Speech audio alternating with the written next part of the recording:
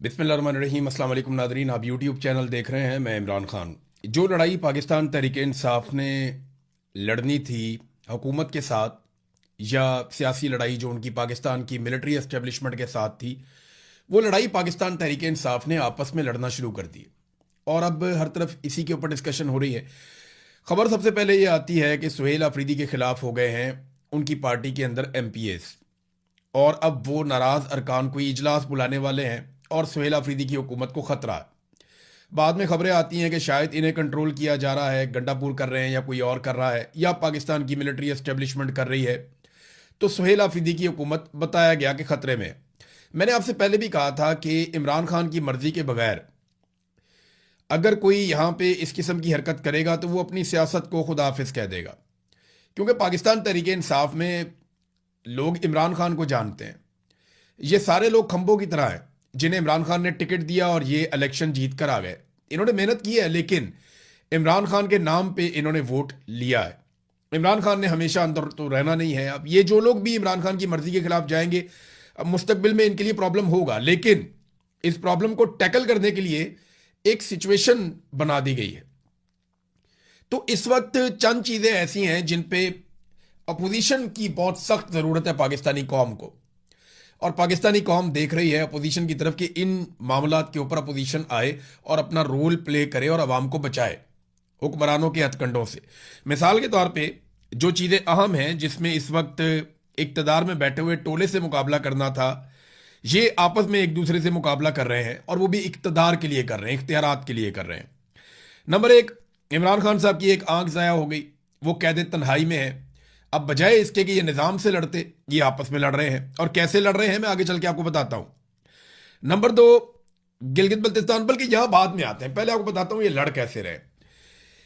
सुहेल आफरीदी ने फिर इजलास बुलाया नाराज अराकीन का, और उसके अंदर यह दावा किया गया कि हम सबको बुला रहे हैं और कोई भी नाराज नहीं रहेगा और सब हमारे साथ खड़े होंगे।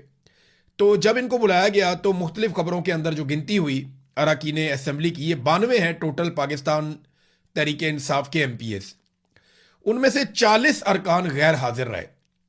दावा यह किया गया था कि 27 नाराज अराकीन है, लेकिन अब यहां पे जो बात समझ आ रही है वो ये है कि 40 अरकान गैर हाजिर रहे, तो 27 के अलावा 13 मजीद ऐसे हैं जो सुहेल आफरीदी के लिए नहीं आए। अब खैबर पख्तूनख्वा की हुक्मरान जमात पाकिस्तान तहरीक-ए-इंसाफ ने अपनी पावर शो करने की कोशिश की, लेकिन वो कर नहीं पाए। सुहेल आफरीदी ने कहा कि हमारे मुखालिफिन के मुंह पे थप्पड़ पड़ा है, क्योंकि सारे आ गए हैं, लोग इकट्ठे हो गए हैं। लेकिन बाद में जब मीडिया ने गिना तो वो बंदे कम थे, 40 के करीब लोग कम थे। और कुछ अरकान ने इन्होंने दावा किया कि 72 आए हैं, लेकिन मीडिया कह रहा है जी कि 52 आए हैं, और 40 कम है, वो कह रहे हैं जी 20 कम है। अब जितने भी कम है वो कम तो है ना। जब सुहेल आफरीदी को वोट पड़ा था तो सारों ने डाला था। अब सुहेल आफरीदी की ये हालत क्यों हुई, इसके ऊपर हम बात करते हैं, लेकिन पहले गंडापुर के साथ उनकी एक झड़प हो गई। ये झड़प भी सुनना बहुत जरूरी है आपके लिए। सुहेल आफरीदी ने जो पार्लिमानी पार्टी का एक व्हाट्सएप ग्रुप है, उसके अंदर सबसे पहले उन्होंने एक इल्जाम लगाया। उन्होंने कहा जी पार्टी के अंदर के जर्नैल ने पार्टी के बाहर के जर्नैल से वादा किया है। पार्टी के अंदर के जर्नैल ने 27 MPAs साथ होने और इमरान खान की हुकूमत गिराने का वादा किया है, लेकिन किसी का बाप भी इमरान खान की हुकूमत नहीं गिरा सकता। सुहेल आफरीदी का पार्लिमानी पार्टी के व्हाट्सएप ग्रुप में पैगाम। अब ये सुहेल आफरीदी साहब ने एक अग्रेसिव पैगाम दिया, और इसका जवाब अली अमीन गंडापुर साहब ने दिया, क्योंकि वो ये समझते हैं कि ये इल्ज़ाम उनके ऊपर लग रहा है, और बात भी यही है, इल्ज़ाम तो गंडापुर पे ही लग रहा है। और सुहेल आफरीदी ने उन्हें नाम लिए बगैर पार्टी के अंदर का जर्नैल कहा, और ये भी कहा कि बाहर वाले जर्नैल को पार्टी के अंदर के जर्नैल यानी गंडापुर ने यह पैगाम दिया है कि 27 बंदे मेरे साथ हैं, हुकूमत गिराएंगे, लेकिन किसी का बाप भी नहीं गिरा सकता। तो इस पे जो है वो गंडापुर साहब ने उनको ताना मारा और कहा कि इसका उसकी तुम नाम क्यों नहीं लेते। अब ये बात जो है वो सुहेल आफरीदी साहब कहा करते थे DGISPR को या मिलिट्री एस्टेब्लिशमेंट को कि तुम इसका उसकी क्यों कहते हो, नाम क्यों नहीं लेते। नाम है इमरान अहमद खान न्याजी, तो अब सुहेल आफरीदी साहब भी नाम नहीं ले रहे थे। तो इस पे गंडापुर साहब ने कहा कि इसका उसकी तुम नाम क्यों नहीं लेते। PTI पार्लिमानी पार्टी के व्हाट्सएप ग्रुप में अली अमीन गंडापुर का सुहेल आफरीदी से सवाल, अगर कोई इमरान खान के खिलाफ साजिश कर रहा है तो नाम लिया जाए, सुबह आपसे कंट्रोल नहीं होता और दूसरों पर इल्जाम लगा रहे हैं। जबकि गंडापुर ने कहा कि हम इमरान खान के अलावा और किसी को नहीं मानते। तो अब ये होगा कैसे, यानी अगर सुहेल अफरीदी की हुकूमत गिराई जाएगी तो कैसे होगा? एक तो एक आईनी बहरान खड़ा किया जाएगा, मसला खड़ा किया जाएगा जो शेर अफजल मरवत ने उसका आगाज कर दिया कि जनाब ये सुहेल अफरीदी अब रह नहीं सकता। तो इमरान खान से मुलाकात नहीं हो रही, अराकीन के पास कोई और चॉइस नहीं होगी, और जो नाराज अराकीन है वो कभी भी ये नहीं कहेंगे कि सुहेल अफरीदी फंड नहीं देता, सुहेल अफरीदी मुलाकातें नहीं करता, वो कहेंगे जी इमरान खान के लिए कुछ नहीं कर रहा। देखिए ना, उनके पास जो जवाब है वो ये है कि सुहेल अफरीदी ने इमरान खान के लिए किया ही कुछ नहीं। जो सुहेल अफरीदी को मौका मिला कि नौजवानों को इकट्ठा करते, यूथ को इकट्ठा करते, स्टूडेंट्स को इकट्ठा करते, नौजवानों की एक बड़ी पावर इकट्ठी करते, लाखों नौजवानों को अपने पीछे खड़ा करते, सुहेल अफरीदी वो करने में नाकाम रहे। उन्होंने ना कॉरिडोर्स के अंदर और ईवानों के अंदर ज्यादा तवज्जो दी, उन्होंने तवज्जो दी मुज़ाकरात में, बातचीत में, इन चीजों पे उन्होंने ज्यादा बिलीव किया। वो ग्राउंड के ऊपर कारकुनों को या नौजवानों को मुतहर्रिक करने में नाकाम रहे। अगर सुहेल अफरीदी के पास इस वक्त नौजवानों की एक बहुत बड़ी ताकत मौजूद होती तो वो बेहतर बार्गेनिंग की पोजीशन में होते, उनके सारे पार्लियामेंटेरियन भी उनके साथ खड़े होने पर मजबूर होते और कोई उनके सामने जबान भी ना खोल सकता। गंडापुर ने दो काम किए थे, एक तो एस्टेब्लिशमेंट के साथ भी ताल्लुकात बना के रखे थे और गंडापुर ने अपने मामला चलाए थे मुज़ाकरात में भी, उस तरफ भी, लेकिन साथ साथ गंडापुर ने कुछ ना कुछ करके पब्लिक का भी एक मामला बना के रखा हुआ था, एक मोटिवेशन वहां पे भी बरकरार रखने की कोशिश की हुई थी। लेकिन जब बार बार लोगों के साथ धोखा हुआ तो लोग गंडापुर से मुतनफर हो गए। अब सुहेल अफरीदी आ गए, इमरान खान साहब ने कहा जनाब आप जाएं और जाके आप स्ट्रीट मूवमेंट करें। तो स्ट्रीट मूवमेंट के नाम पे सुहेल अफरीदी साहब ने अभी तक टके की कार्रवाई नहीं की, ये सिर्फ घूमते हैं और जहां जाते हैं इमरान खान का झंडा उठा के या उसकी तस्वीर उठा के लोग निकल आते हैं। लोग इमरान खान से प्यार करते हैं, लेकिन जिसको एक्चुअली स्ट्रीट मूवमेंट कहते हैं उसका सिर्फ ऐलान हुआ है, अमली तौर पे कुछ नहीं हुआ। तो सुहेल अफरीदी साहब ने अपने हाथ और अपने पांव खुद ही काटे हैं। यानी अब सुहेल अफरीदी के ऊपर इल्जाम किस तरह के लगाए जाएंगे? जनाब ये मोहसिन नकवी से मुलाकातों में एंगेज है, इंडोर एहतजाज तक इन्होंने अपने आप को महदूद कर लिया है, खान की आंख के जाया हो जाने की खबर के ऊपर भी कुछ ना कर सके। तो ये बातें दुरुस्त हैं। अगर लोग एहतजाज करेंगे या नाराज अरकान इसको जवाब बनाएंगे तो सुहेल अफरीदी के लिए मुश्किल हो जाएगा इन बातों का, इन चीजों का जवाब देना उन अरकान के सवाल उठाने के बाद। अब खबर एक और आई है कि आज के दिन में पाकिस्तान तहरीके इंसाफ के नाराज अरकान असेंबली का इजलास तलब किया गया। तो सुहेल अफरीदी जो 52, चलो 72 या 52 जितने भी हैं, इन बिटवीन ही है ना, वो बंदे तो इकट्ठे कर दिए लेकिन बंदे बीच में मिसिंग है। अब दूसरी तरफ जो आज नाराज अरकान का इजलास होगा, देखते हैं उसमें कितने लोग आते हैं। और यह दावा किया जा रहा है कि आज के दिन में नाराज अरकान ने अपना एक एजेंडा तय किया है कि बानी पीटीआई इमरान खान की रिहाई के लिए तहरीक का ऐलान किया जाए। मैंने आपसे कहा था ना कि यही वो करेंगे, इसके अलावा उनके पास और कोई रास्ता नहीं है। वो ये नहीं कह सकते कि हमें फंड नहीं मिल रहे, हमें पैसा नहीं मिल रहा, हमें वजारत नहीं मिल रही, हमें इख्तियार नहीं मिल रहे, हमें वजीर आला नहीं मिलता। ये बातें लोग नहीं मानेंगे।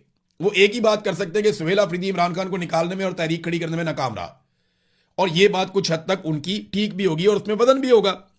अब जिन लोगों को मिलकर मुकाबला करना था मिलिट्री एस्टेब्लिशमेंट का और उनके जुल्म का, और अवाम को बचाना था उनके अताब से, वो आपस में इक्तदार के लिए दस्तो गिरेबान है।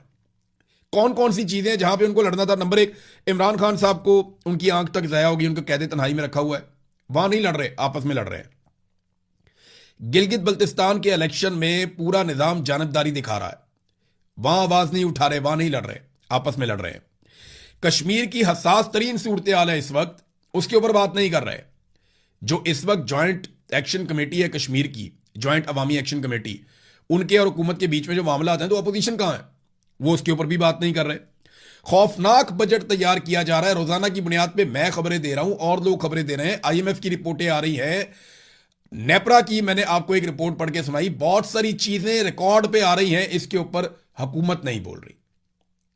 खैबर पख्तूनख्वा की हुकूमत की मैं बात कर रहा हूं, या चले अपोजिशन कहते थे, अपोजिशन इस पे काम नहीं कर रही। अपोजिशन की तवज्जो है कि आपस में एक दूसरे का गिरेबान कैसे पकड़ना है।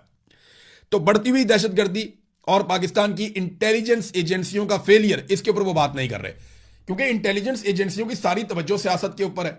गिलगित बल्तिस्तान का इलेक्शन कैसे करना है, कश्मीर का इलेक्शन कैसे करना है, इक्तदार पे कब्जा कैसे रखना है, अगली आईनी तरमीम कैसे करवानी है, अपने इक्तदार को टूल कैसे देना है, अपने मफादात का तहफ़्फ़ुज़ कैसे करना है, वो सारे इस काम में लगे हुए हैं मिलिट्री एस्टेब्लिशमेंट। और इंटेलिजेंस के लगातार फेलियर की वजह से पाकिस्तान में दहशतगर्दी के वाकयात बढ़ते चले जा रहे हैं, इसके ऊपर भी कुछ नहीं कर रहे। बैनुल अक़वामी हालात जिस नौइयत के हैं, खारजा पॉलिसी में कोई आवाज नहीं उठा रहा, कोई बात करने के लिए तैयार नहीं है। और जो इस वक्त पाकिस्तान का गरीब आदमी पिस गया, चाहे वो पेट्रोल की कीमत है, चाहे बिजली की कीमत है, चाहे गैस की कीमत है, चाहे लेवी इतनी बड़ी लगा दी इन्होंने कौम के ऊपर कि बेड़ा गर्क कर दिया। और आईएमएफ ने जो 5 साल का इनको पूरा एक बनाकर दे दिया पुलंदा के, जनाब इस तरीके से आपने लेवी लेनी है 5 साल तक। और जिस तरह आपने 4 सालों में कौम की जेब काटी है, आपने एक जेब काटी है कौम की 4 सालों में, अगले 5 सालों में आपने कौम की दोनों जेबें काट लेनी है। यानी जितनी लेवी आपने इकट्ठी की 4 सालों में, उससे दुगनी से ज्यादा अगले 5 सालों में आपने इकट्ठी करके देनी है। ये आईएमएफ ने टारगेट दे दिया। अब इन चीजों पे बजाय इसके कि ये लोग बात करते, ये आपस में लड़ रहे हैं और कौम इनका तमाशा देख रही है। नाज़रीन, गिलगित बल्तिस्तान में पाकिस्तान पीपल्स पार्टी, नून लीग, इनकी लीडरशिप का लंडा बाजार लगा हुआ है, मगर अवाम रैलियां निकालती है सिर्फ कैदी नंबर 804 के नाम के ऊपर। लीडरशिप पीटीआई की गायब है, अवाम रैलियों पर रैलियां निकाल रही है, हर जगह पे गाड़ियां, मोटरसाइकिल, मजमे, पंचायतें, जहां पे भी आप देखते हैं वहां पाकिस्तान तहरीक इंसाफ नजर आती है। हालांकि जो इस वक्त हुकूमत में बैठी हुई जमातें हैं, वो कुछ ऐसे विजुअल्स अभी तक नहीं दिखा पाई। वो बाहर से बंदे ले लेकर जा रहे हैं कि किसी तरह बंदे तो इकट्ठे करें, कोई 1-2 जलसे तो हम करके दिखा दें, कोई एक आधी रैली हम करके दिखा दें। तो वो बेचारे उसकी कोशिश कर रहे हैं। एस्टैब्लिशमेंट के पास अब बदतरीन धांधली करने के अलावा कोई रास्ता गिलगित बल्तिस्तान में नहीं बचा, जबकि अवाम के पास भी अपने बाजुओं के बलबूते पर नताइज हासिल करने के अलावा कोई रास्ता बाकी नहीं बचा। दोनों के पास यही रास्ता है। मोहसिन नकवी ने मुलाकात भी की है शहबाज शरीफ से जाके। बज़ाहिर तो उन्होंने खबर दी है कि गिलगित बल्तिस्तान का इलेक्शन है, अमन अमान की सूरत हाल है, इसके ऊपर बातचीत हो रही है, लेकिन नहीं, एक्चुअली जो हो रहा है वो ये है कि गिलगित बल्तिस्तान में बंदर बांट कैसे होगी, हुकूमत किसको बनाकर दी जाएगी, और पहले कौन हुकूमत करेगा, और किसके वजीर कितने होंगे, और किस तरह से कोलिशन गिलगित बल्तिस्तान में चलानी है। क्योंकि जरदारी साहब मांग रहे हैं कि हुकूमत वहां पर हमारी होनी चाहिए।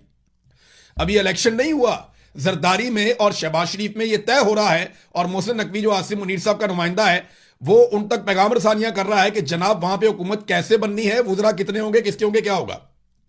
आप अंदाजा कर ले कि अभी इलेक्शन वहां पे नहीं हुए और हुकूमत का फैसला पहले से हो रहा है। इस तरह के इलेक्शन तो पाकिस्तान में कभी सुने भी नहीं थे। जो निजाम इन्होंने इस वक्त खड़ा कर दिया पाकिस्तान में, हमने कभी माजी में ऐसा सोचा भी नहीं था, ऐसी चीजें देखी भी नहीं थी। सुहेल अफरीदी क्या वाकई फंस गए, उनकी वजारत आला चली जाएगी। इसके ऊपर ना सबसे बड़ा जो शेर अफजल मरवत ने जो केस किया हुआ ना, वो केस इसमें सबसे इंपॉर्टेंस इख्तियार कर जाएगा।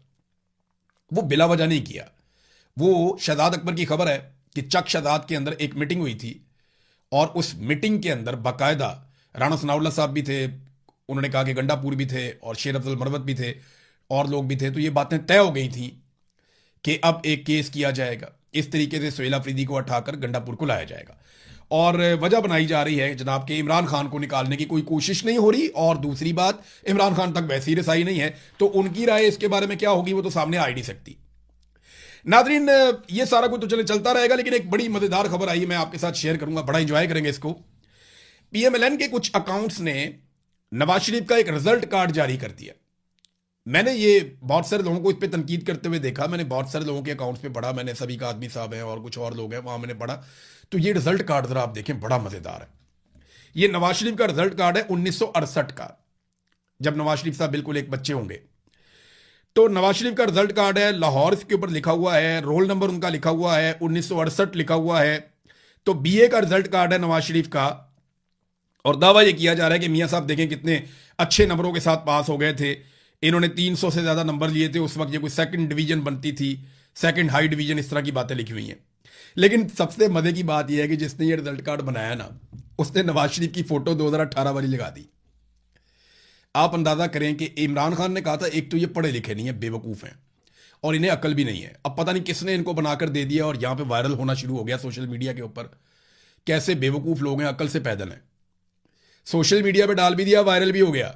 और 2018 में जो नवाज शरीफ की फोटो थी, जैसे नवाज शरीफ 2018 में दिखते थे, 1968 के रिजल्ट कार्ड पे वो फोटो लगी हुई है। यानी 1968 का रिजल्ट कार्ड, तो नवाज शरीफ तो बच्चा बलूंगरा होना चाहिए, बिल्कुल छोटी उम्र के होना चाहिए। लेकिन ये किसने किया? ये कुछ शरारत लगती है मुझे, किसी ने की है, और नवाज शरीफ को शायद गंदा करने की कोशिश की है। लेकिन अब वहीं से बंदे इतने बेवकूफ हैं, अकल ही नहीं है, वो उठा उठा के उसको लगा रहे हैं, और वो कह रहे हैं जनाब ये देखो नवाज शरीफ साहब का रिजल्ट कार्ड, इन नवाज शरीफ साहब के नंबर आए हुए हैं। अजीबोगरीब सूरत हाल है। वैसे कोई अकल मौत है ही नहीं किसी को। ये तो बिल्कुल कैलिबरी फॉन्ट वाला काम हो गया कि जनाब फॉन्ट बाद में बना, हमने उससे पहले तहरीर कर लिया। तो नवाज शरीफ 2018 में तस्वीर बाद में बनी, हमने जनाब 1968 में पहले से ही लगा दी थी। तब तो आर्टिफिशियल इंटेलिजेंस भी नहीं था कि कोई अंदाजा कर लेता कि बूढ़ा होकर नवाज शरीफ कैसा लगेगा। बहरहाल मौजें ही मौजें, दोनों तरफ मौजें हैं। जो इसके ऊपर लगा लगा के बातें कर रहे हैं वहां भी मौजें हैं, पीटीआई के लोग भी इसको फैला रहे हैं, वो इंजॉय कर रहे हैं, वहां भी मौजें हैं, और जो नून लीग वालों ने किया है वहां भी मौजें हैं। तो अकल नहीं तो मौजा ही मौजा। नादरीन अब आ जाएं जरा थोड़ा सा इंटरनेशनल खबरों की तरफ। मेरे पास दो खबरें हैं। एक जो सबसे इंपॉर्टेंट खबर है वो है एक तारीखी किला, मैंने आपको बताया था पिछले वीलॉग में, जिसके ऊपर कब्जा कर लिया है इसराइल ने, और बेंजामिन नेतन्याहू ने उसे अपनी एक तारीखी कामयाबी करार दिया है, और वो कहते हैं हम ये किला नहीं छोड़ेंगे। दूसरी तरफ पूरी दुनिया हिल गई है कि ये कैसे हो सकता है कि मुल्क के बड़े बड़े इलाकों के ऊपर वो कब्जा करते चले जा रहे हैं। तो इसराइल एग्जैक्टली अपनी एक्सपेंशन कर रहा है, अपने मुल्क को फैला रहा है। जो उनका एक मंसूबा है, वो कहते हैं कि हमारा मैप जो है वो वहां तक जाएगा जहां तक हम अपना हक समझते हैं, और उन्होंने उसका एक मैप जारी भी किया हुआ है। फ्रांसीसी वजीर खारजा ने यह कहा है कि इसराइली फोर्सेस के हाथों लबनान के तारीखी बेफोर्ट किले पर कब्जे के बाद उन्होंने अक़वाम मुत्तहिदा की सलामती कौंसिल का हंगामी इजलास तलब किया है, और यह बताया गया कि हमने अक़वाम मुत्तहिदा की सलामती कौंसिल के हंगामी इजलास की दरखास्त की है। अगरचे हम दीगर ममालिक की तरह इसराइल के हक़ के दिफा को तस्लीम करते हैं, लेकिन कोई भी चीज़ इसराइली फौजी कार्रवाइयों के तसलसल और लबनानी सरजमीन में मजीद पेशकदमी का जवाब फराहम नहीं कर सकती। अब देखना यह है कि इस पर बाकी ममालिक किस किस्म का रद्द-ए-अमल देते हैं। देखें, बरतानिया को, अगर यहां पे बरतानिया इसराइल के हक में वोट करता है, देखें वीटो की पावर तो बरतानिया के पास है, अमेरिका के पास है, फ्रांस के पास है, चाइना के पास है और रशिया के पास है। चाइना और रशिया तो मुझे लगता है कि वो इस कब्जे के खिलाफ वोट देंगे। फ्रांस ने खुद ये बुलाया तो वो भी इस तरफ हो जाएगा। लेकिन अमेरिका के बारे में अभी कुछ कहा नहीं जा सकता, क्योंकि ये एक खालिसतन कब्जा है। इसके ऊपर डोनाल्ड ट्रंप क्या राय देते हैं, जब डोनाल्ड ट्रंप की राय आएगी ना, तो दबाव किस पे पड़ जाएगा, बोर्ड ऑफ पीस के ममालिक के ऊपर, कि जनाब वो तो ज्यादतियों को जस्टिफाई कर रहे हैं, तो आप बोर्ड ऑफ पीस में क्यों बैठे हुए हैं, ये तो मुतनाज़ हो गया, आप निकले इसमें से। तो एक नई सिचुएशन बनेगी। इस सिचुएशन पे हम नजर भी रखेंगे, बात भी करेंगे। ईरान ने एक स्टेटमेंट दिया है, और जो तस्नीम उनका न्यूज़ है वहां से ये सरकारी खबर आई है कि अगर ट्रंप ने अपने तजावीज़ को तब्दील किया, एग्रीमेंट के अंदर जो ड्राफ्ट था उसमें उन्होंने अपनी तजावीज़ को तब्दील किया, और यह खबर भी आई है कि ट्रंप ने कुछ तजावीज़ को बदल कर ईरान के लिए भिजवाया है कि आप इन चीज़ों को कबूल करें। तो उन्होंने कहा जी फिर ईरान भी रिवीजन करेगा, यानी ईरान भी नज़रसानी कर सकता है अपनी उन तजावीज़ के ऊपर जो अमेरिका भेज रहा है, और उन तजावीज़ के ऊपर जिन पे पहले इत्तफाक हो गया था कि अगर अमेरिका को यह हक है कि वो तजावीज़ के ऊपर रिव्यू कर सकते हैं, उनको चेंज करके दोबारा भिजवा सकते हैं, तो फिर ईरान भी ऐसा कर सकता है। कुछ भी अभी फाइनलाइज नहीं हुआ, और ईरान कोई भी ऐसा एग्रीमेंट एक्सेप्ट नहीं करेगा जो उसके मफाद के खिलाफ होगा। बहरहाल अब तक के लिए इतना ही। अपना ख्याल रखिएगा, अपने इस चैनल का भी।